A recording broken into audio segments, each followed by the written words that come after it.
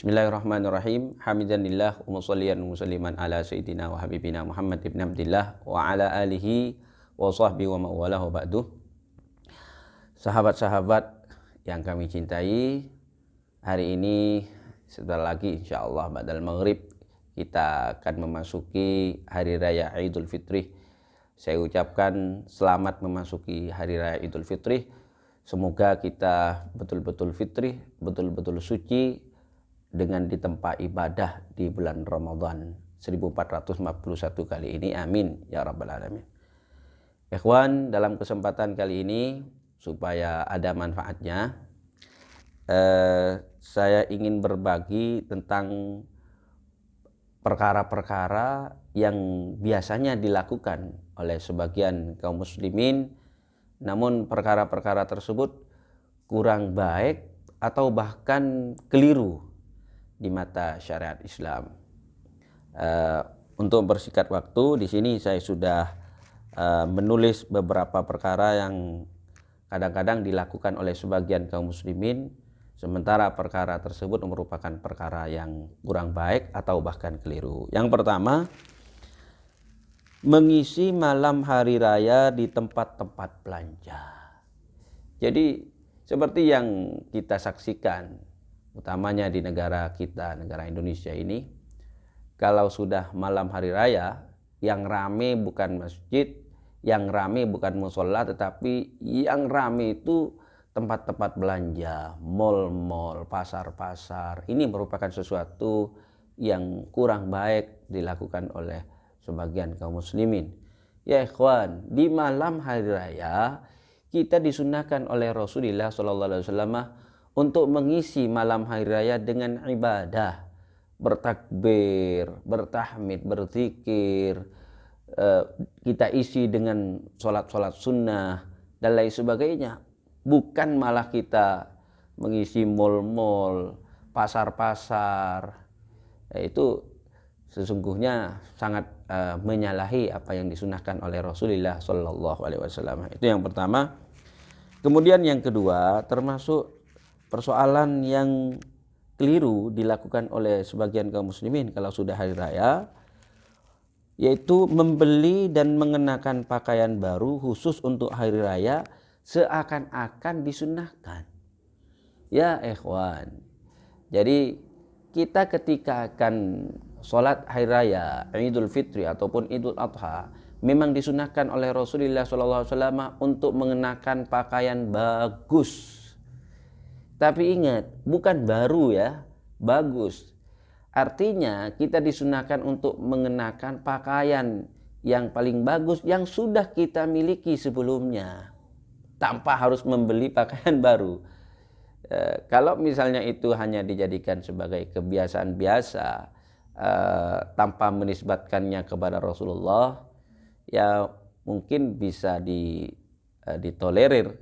Akan tapi kalau kemudian kita menghadapi hari raya Idul Fitri ataupun Idul Adha, membeli pakaian baru, kemudian kita anggap hal itu merupakan sunnah Rasulullah, sungguh ini merupakan kekeliruan. Jadi itu yang kedua.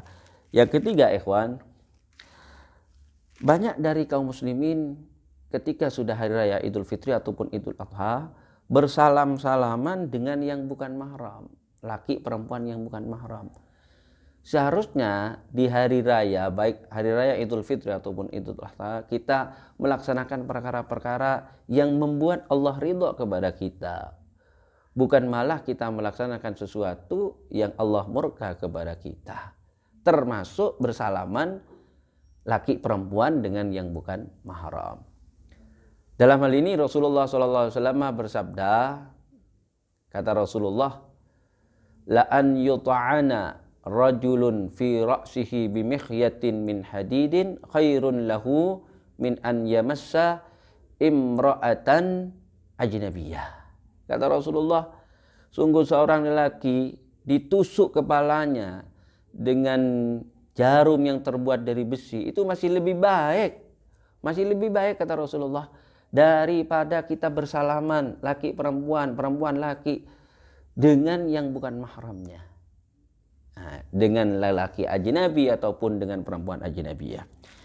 Jadi kita hindari bersalam-salaman antara yang bukan mahram ini.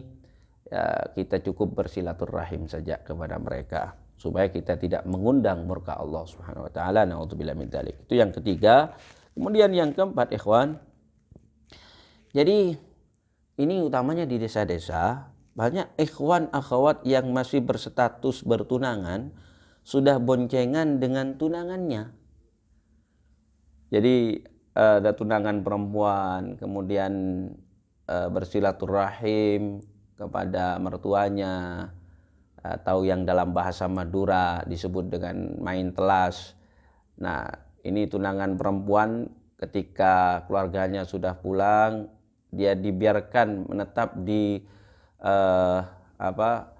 di rumah mertuanya, di rumah tunangannya, untuk kemudian pulangnya diantar oleh si tunangan laki. Ini enggak benar.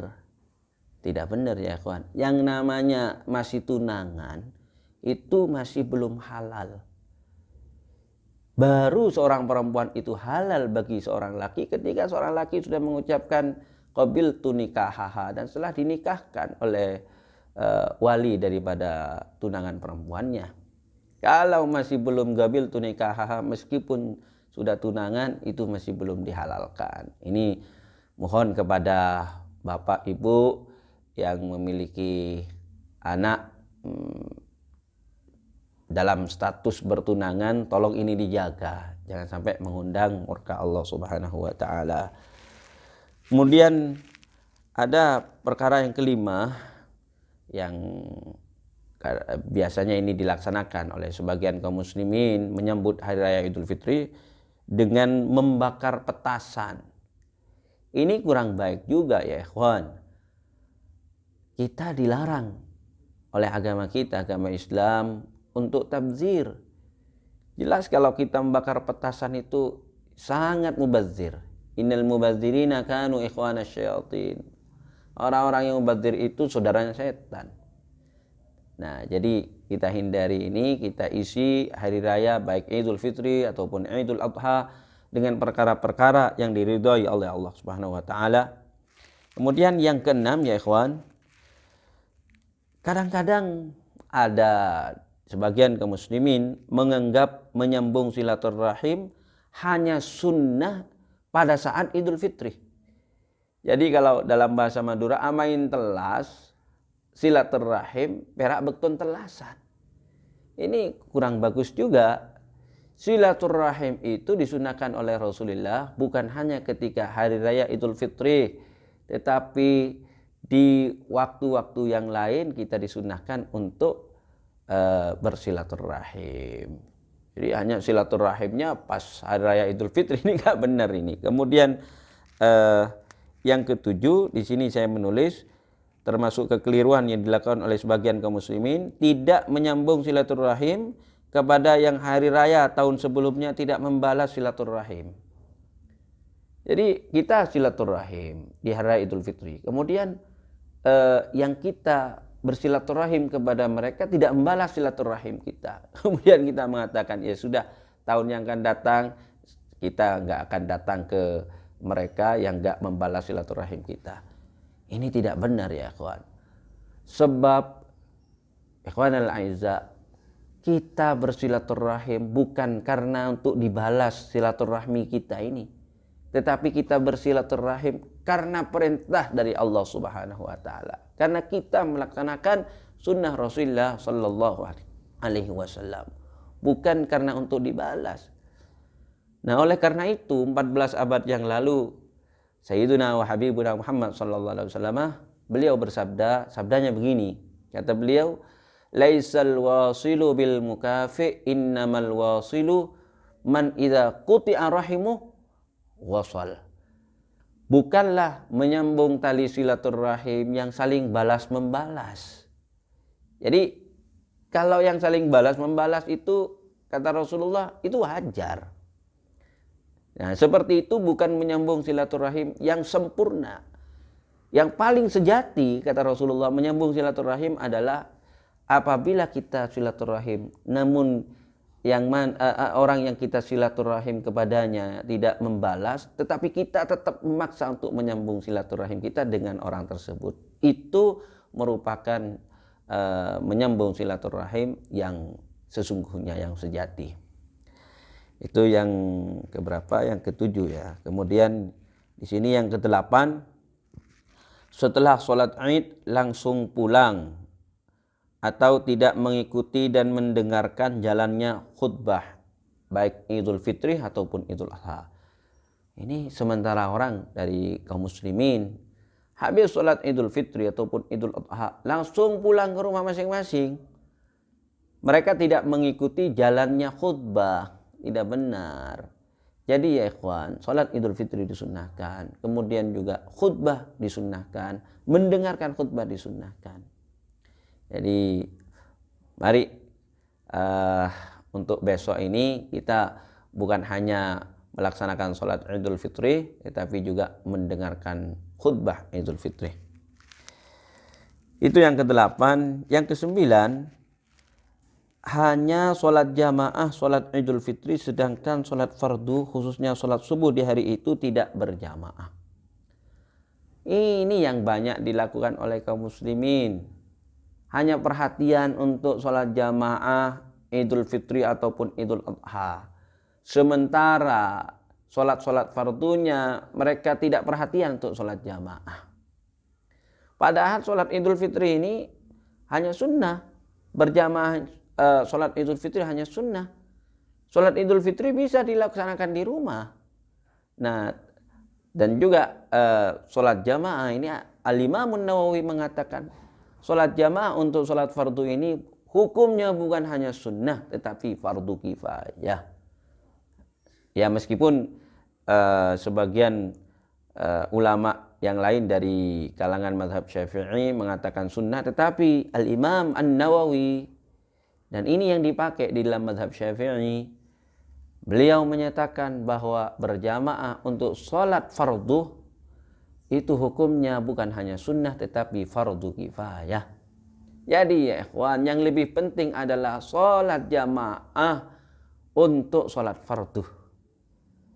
Untuk sholat fardu. Jadi sholat jamaah untuk sholat Idul Fitri itu juga penting. Tapi lebih penting daripada itu sholat jamaah pada sholat-sholat fardu. Itu yang ke-9. Kemudian yang ke-10, ikhwanul aizza, yang ke-10, banyak kaum muslimin ketika Idul Fitri bertakbir sepanjang siang di hari raya Idul Fitri. Jadi mulai dari terbenamnya matahari malam hari raya, kemudian berhentinya sampai maghrib di tanggal 1 Syawal. Nah ini kurang benar ini.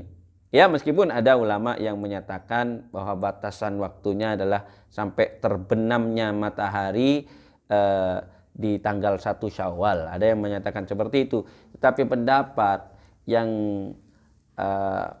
yang masyhur di dalam mazhab Syafi'i, karena kebanyakan dari kita dalam mazhab Syafi'i, maka kita harus mengikuti apa yang dikatakan atau yang sudah menjadi pendapat masyhur dalam mazhab Syafi'i. Dikatakan dalam mazhab Syafi'i waktunya takbir untuk Idul Fitri mulai dari terbenam matahari malam hari raya, kemudian finishnya setelah imam bertakbiratul ihram.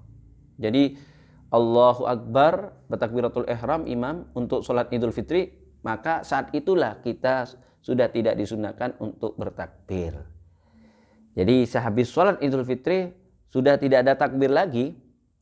Ya meskipun kalau pemirsa bertanya kepada saya, lalu bagaimana kalau kita bertakbir?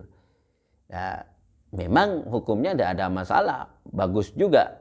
Namun jangan kemudian dianggap bahwa itu merupakan kesunahan yang berkorelasi dengan Idul Fitri. Jadi takbir yang ada korelasinya dengan Idul Fitri itu finishnya sampai imam mengucapkan Allahu Akbar ketika melaksanakan sholat Idul Fitri.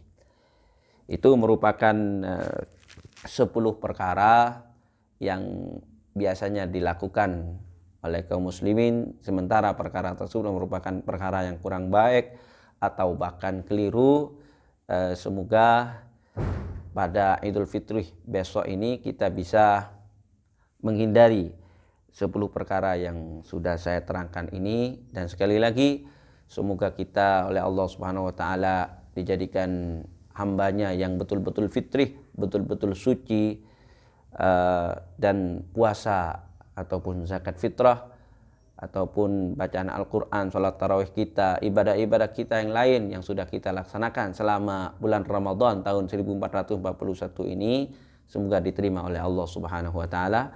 Sekali lagi, minal aidin wal faizin, taqabbalallahu minna wa minkum siyamana wa siyamakum fataqabbal ya karim. Selamat Hari Raya Idul Fitri. Al-Faqir Muhammad Hasan Abdul Muiz beserta keluarga dan segenap pengurus Ma'had As-Sayyid Muhammad Alawi Al-Maliki, mohon maaf yang sebesar-besarnya. Hadanallahu ayyakum ila ma fihi ridha. Assalamualaikum warahmatullahi wabarakatuh.